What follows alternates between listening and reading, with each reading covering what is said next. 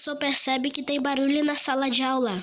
Pois é, então a gente podia brincar de pira-pega no recreio. Não, queimada. Não, pira alta. Bora concordar. Pira-pega. Não, Danilo, não. Chega! Você não quer assistir a aula? Então sai de sala. Agora você vai ver minha coragem, professor. Ele vai sair de sala. Uou! Ah, é? Então eu vou chamar a coordenadora. Não, eu tô brincando.